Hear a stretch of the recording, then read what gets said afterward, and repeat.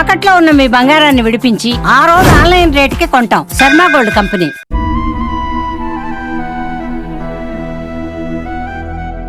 అకస్మాత్తుగా ఒకరోజు 2200, మరుసటి రోజు మిగతా కోళ్ళు చనిపోవడంతో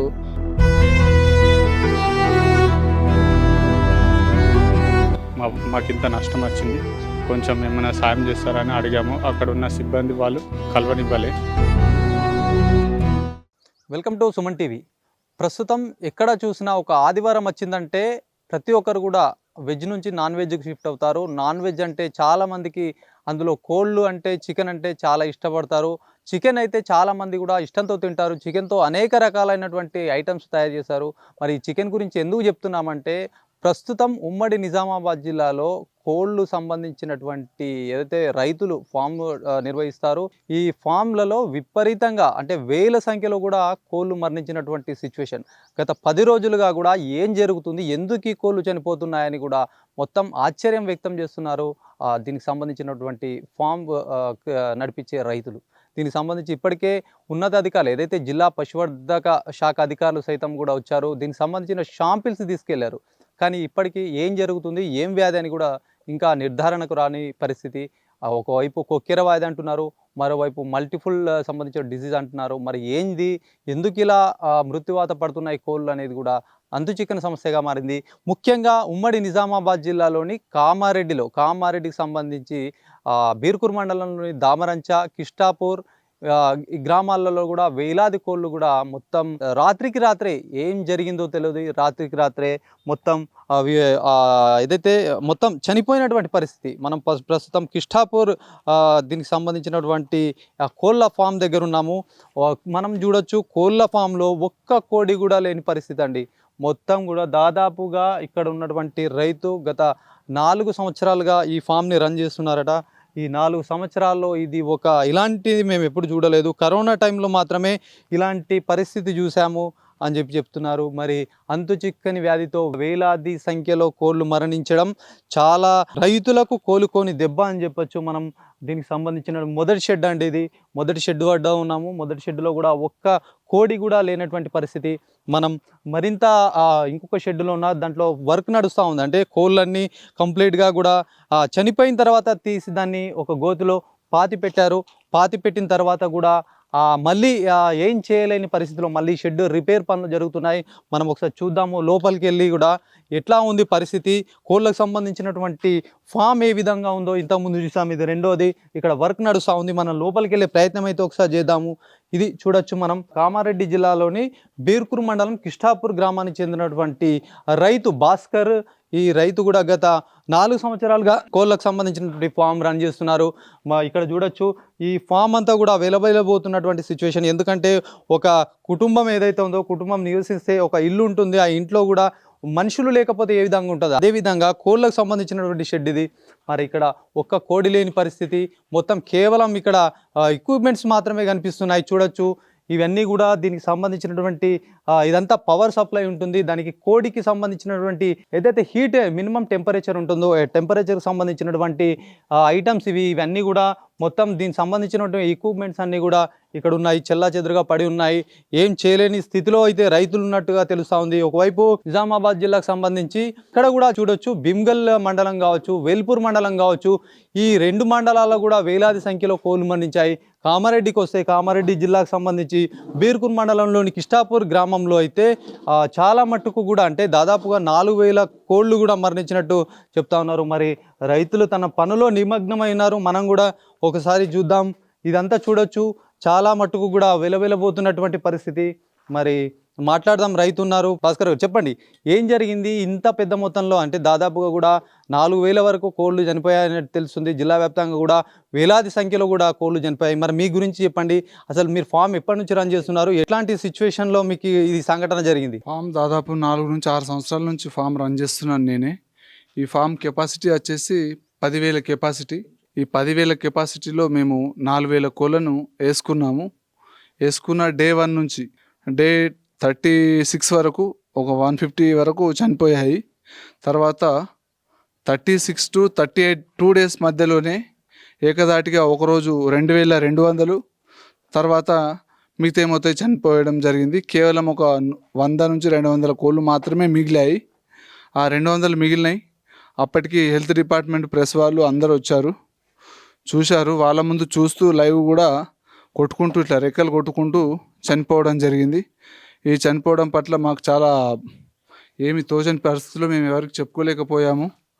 దీని యొక్క 4000 కోళ్ళ కెపాసిటీకి చిక్కుకు, తర్వాత ఫీడ్కు, తర్వాత మెడిసిన్కి వచ్చేసి మొత్తానికి 8 నుంచి 10 లక్షల మాకు ఆస్తి నష్టం జరిగింది.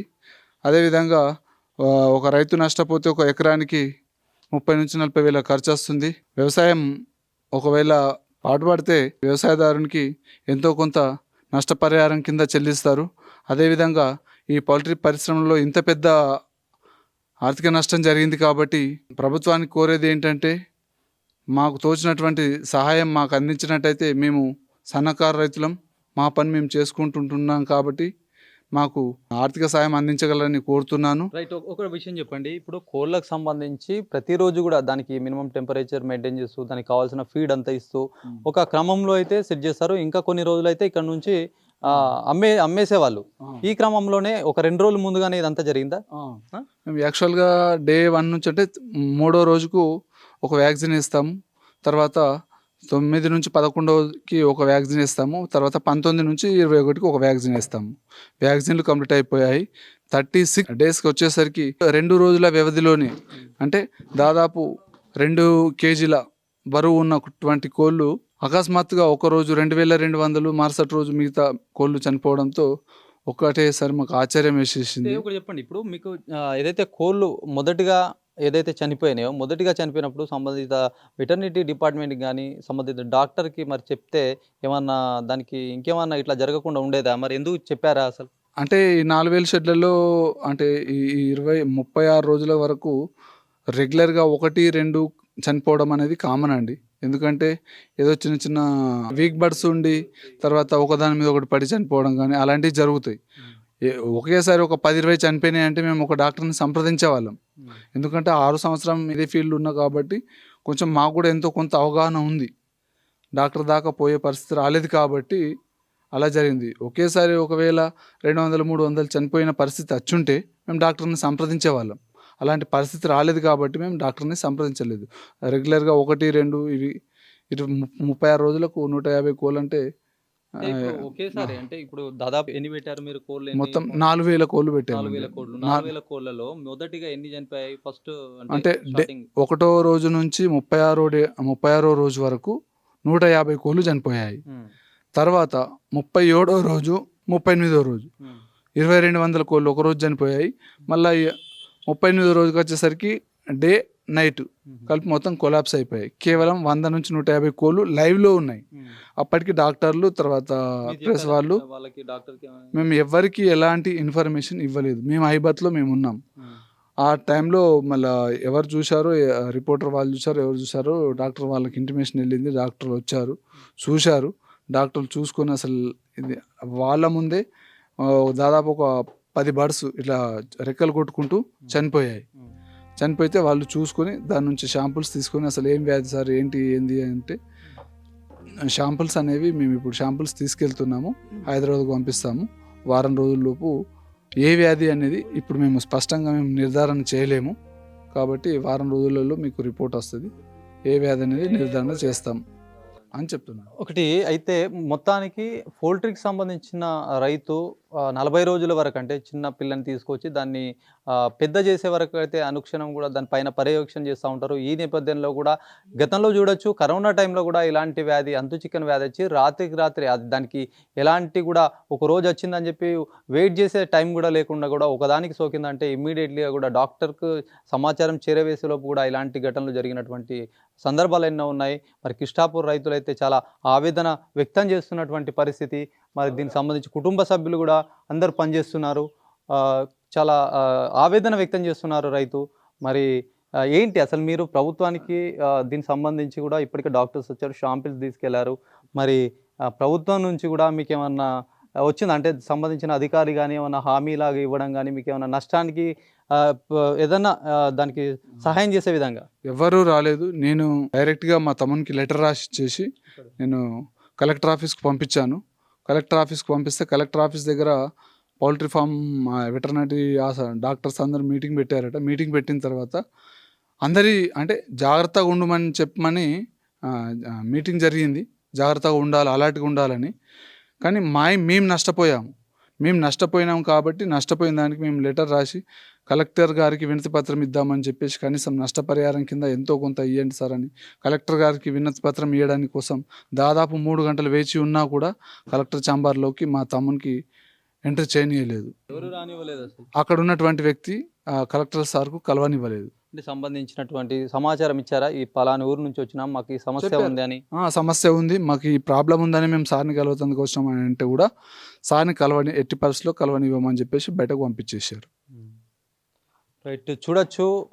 ఒక రైతు నష్టపోతే ఆయన బాధ ఎంత ఉంటుందో ఉదాహరణకి చూసుకోవచ్చు. గతంలో చాలా సిచ్యువేషన్ జరిగి, ముఖ్యంగా రైతులు ఏ రైతు అయినా సరే ఒక్కొక్క పంటకి ఒక్కొక్క దానికి పెంచే విధానం ఉంటుంది. అదే పౌల్ట్రీకి సంబంధించి కూడా రైతులు అనుక్షణం కూడా దాదాపు 40 రోజులు కూడా కష్టపడి దాన్ని ఎదిగే వరకు కూడా కాపాడుకోవాల్సిన తరుణంలో ఇలాంటి సిచ్యువేషన్ చాలా బాధాకరమైనటువంటి విషయం చెప్పుకోవచ్చు. దీనికి సంబంధించినటువంటి మరి కుటుంబ సభ్యులు ఉన్నారు, మాట్లాడే ప్రయత్నం చేద్దాం.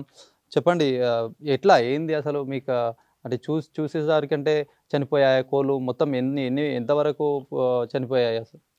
అంటే 36 డేస్ తర్వాత నుంచి మార్నింగ్ వచ్చేసరికి చనిపోయాయి. మళ్ళీ నెక్స్ట్ రోజు తర్వాత కూడా చనిపోయాయి. ఆ తర్వాత పడేసే టైంలో తర్వాత వాళ్ళు ప్రెస్ వాళ్ళు వచ్చి చూసి వాళ్ళు చెప్పారు. వాళ్ళ ద్వారా వీళ్ళు వెటర్నరీ డాక్టర్స్ వచ్చారు. వచ్చిన తర్వాత షాంపిల్స్ తీసుకొని వాళ్ళు వెళ్ళారు. నెక్స్ట్ డే కలెక్టర్ దగ్గర మీటింగ్ ఉండే.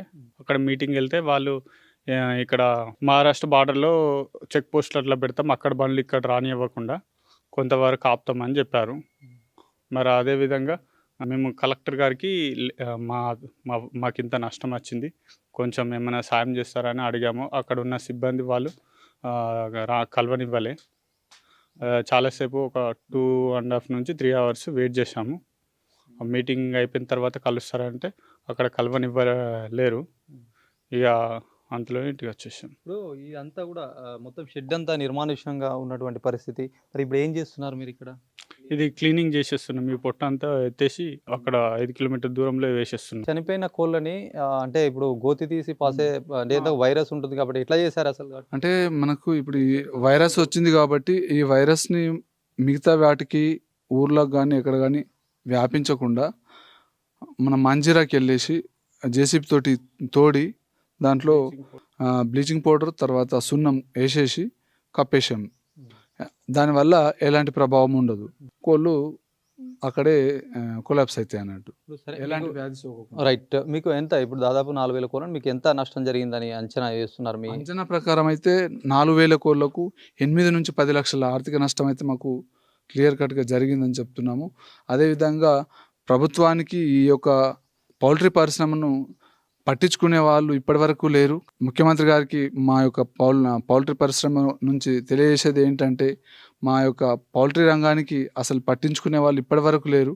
కనీసం ఇప్పుడు ఇంత జరిగింది కాబట్టి కనీసం దీనిపైన స్పందించి మా యొక్క నష్టాన్ని ఎంతో కొంత మాకు ఇచ్చినట్టయితే మేము కొంచెం ఈ బాధ నుంచి బయటపడ్డ వాళ్ళం అవుతాం. ఎందుకంటే ఒక రైతు నష్టపోతే ఆత్మహత్య పాల్పడుతున్నాడు, ఏదో చేస్తున్నాడు, అయినప్పటికీ మేము నడిపించుకుంటూ వస్తున్నాం. ఇప్పుడు దాదాపుగా 3-4 వేల కోళ్ళు కనుక పెంచితే ఎంతమంది సిబ్బంది అవసరం ఉంటుంది అసలు? ఎట్లాంటి వర్క్ చేస్తారు?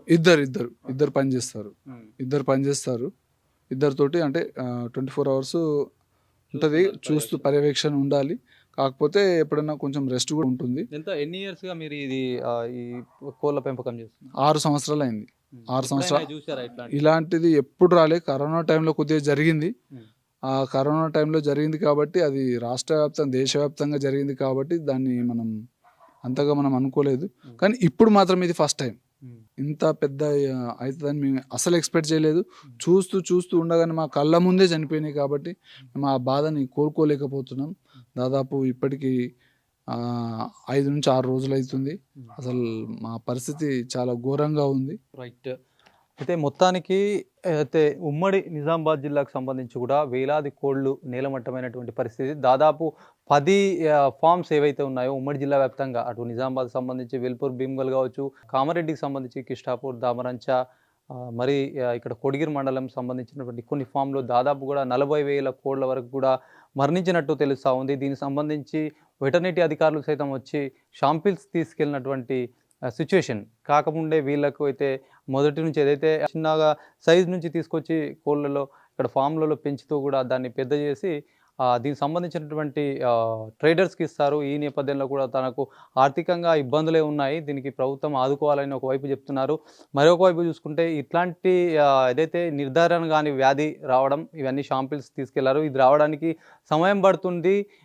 ఏంటి వ్యాధి అని తెలుసుకోవడానికి మరింత సమయం పట్టొచ్చు. ఈ నేపథ్యంలో అధికారులు కూడా ఏదైతే అంతర్రాష్ట్ర సంబంధించి ఏదైతే చుట్టుపక్కల మహారాష్ట్ర కావచ్చు, కర్ణాటక కావచ్చు, మరి ఇక్కడ ఉన్నటువంటి అంతరాష్ట్ర చెక్ పోస్టులు ఏవైతే ఉంటాయో చెక్ పోస్టుల నుంచి కూడా ఇప్పటికే ఎలాంటి వేరే కోళ్ళకు సంబంధించి అంటే ఎగుమతి దిగుమతులు చేసే విషయంలో కూడా జాగ్రత్తలు తీసుకుంటున్నారు. వేరే కోళ్ళని ఇక్కడ రాకుండా కూడా ఒక ఏర్పాటు చేసినటువంటి సిచ్యువేషన్. ఎందుకంటే ఒక్కసారి కనుక ఏదైనా వైరస్ వచ్చి అటాక్ అయిందంటే అది ఎన్ని కోళ్ళు ఉన్నా కూడా ఎన్ని వేల సంఖ్యలో ఉన్నా కూడా అది మరణించే సిచ్యువేషన్ ఉంటుంది. కాబట్టి అట్లాంటి సంఘటన చాలా ఏళ్ళ తర్వాత మళ్ళీ జరిగింది. సో రైతులు కోరుకునేది ఒకటే, ఏదేమైనప్పటికీ చాలా నష్టాల్లో ఉన్నాము. ఏదైతే ఇతర పంటలు ఏదైతే సాగించేటువంటి రైతులు ఉన్నారో వాళ్ళకు కూడా ఏదన్నా ఆర్థికంగా ఇబ్బంది అయితే ప్రభుత్వం ఆదుకుంటుంది. మాకు కూడా అదే విధంగా ఆదుకోవాలని కూడా రైతులు కోరుతున్నటువంటి పరిస్థితి. కెమెరా పర్సన్ సందీప్తో శ్రీనివాస్, సుమన్ టీవీ.